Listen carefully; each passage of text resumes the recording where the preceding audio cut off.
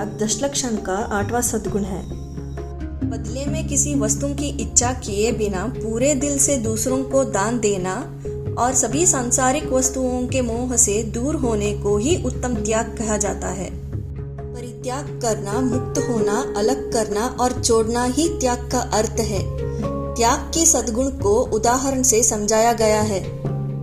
महल के निर्माण के दौरान जमीन से सोने के कण निकले। मिट्टी से ढके रहने के कारण नौकरों ने उसे लोहा समझ बाजार में बेचना शुरू कर दिया। एक लालची सेठ जिसे धन संग्रह करने की आदत थी, उसने पहचान लिया कि वो सोना है।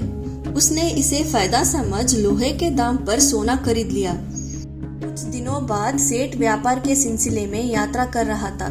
उसने अपने बेटे को बुलाया और कहा, मेरे वापस आने तक सोने की देखभाल करना, और चाबी अपने बेटे को सौंप दी। सोने के पीछे की असलियत जानकर नेक पुत्र ने इसे पाप समझा और सारा सोना राजा को लौटा दिया। उसी पर जब उसे पता चलता है तब सेठ क्रोधित हो जाता है और अपने बेटे पर चिल्लाता है।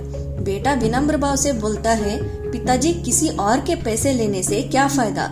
क्रोधित सेठ अपने बेटे को काटने की कोशिश करते वक्त गलती से खुद के ही हाथ काट लेता है। किसी व्यक्ति की ताकत इस बात से नहीं मापी जाती कि उसने कितना धन इकट्ठा किया है, बल्कि इस बात से मापा जाता है कि उसने कितना दान दिया है।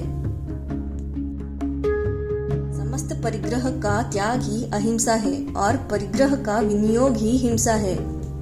केवल आहार दान, अभय दान, औषध दान और शास्त्र दान करने से ही व्यक्ति को शांति प्राप्त होती है, जो उत्तम त्याग की ओर ले जाता है।